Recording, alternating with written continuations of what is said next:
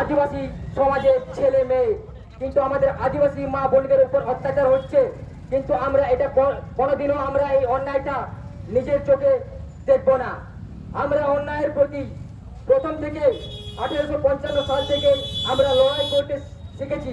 সে আমাদের বীরবান্টা সিধু কানু আমাদের লড়াইয়ের পথ দেখিয়েছে।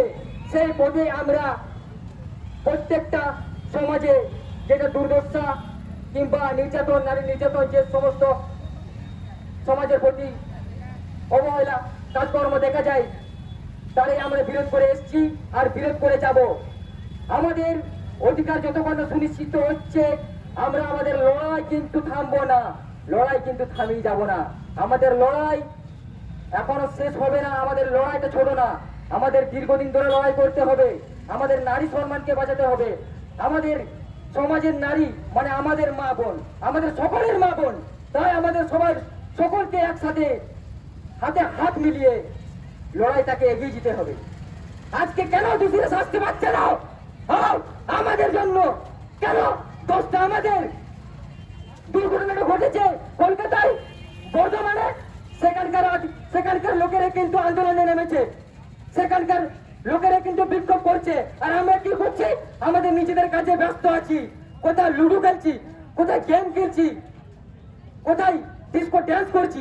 হ্যাঁ, আমাদের নারী নির্যাতন হচ্ছে, আমরা চোখে দেখতে পাচ্ছি না, আমাদের চোখের মধ্যে ভেসে উঠছে না। আমাদের মা বোনদের উপর অত্যাচার হচ্ছে, সেখানে হয়েছে মানে কথাটা সেখানেই না, আমাদের সকলের মা বোনের উপর অত্যাচার হয়েছে। আমাদের ভারত মাতার মা দুর্গার উপর সেটা অত্যাচার হয়েছে। আপনারা সবাই কিন্তু কান খুলে শুনে রাখুন।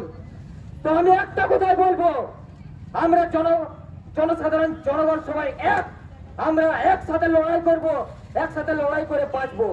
আমি দেশের প্রত্যেকটা স্টেটের প্রত্যেকটা দেশের মানুষজনকে আমি এটাই বলবো, আপনারা একজোট হয়ে আপনারা রাস্তায় নামুন, আপনারা আন্দোলনকে চালিয়ে যান, আন্দোলন করুন। দেখবেন আপনারা নিশ্চয়ই সফলতা লাভ করবেন। দেখবেন দোষীদের নিশ্চয় ফাঁসি ফাঁসি ফাঁসি হবে। কেউ তাদের আটকাতে পারবে না, কেউ তাদের আটকাতে পারবে না। খুব লজ্জার বিষয়, খুব লজ্জা লাগছে। শুধু দেখা যাচ্ছে কলকাতায় বিক্ষোভ হচ্ছে, আন্দোলন হচ্ছে, বর্ধমানে হচ্ছে, আর আমরা শুধু রাস্তাঘাটে ঘুরে বেড়াচ্ছি, নিজের কাজে ব্যস্ত আছি। এই জিনিস কিন্তু আমাদের মধ্যে যেমন আগামী দিনে না হয়।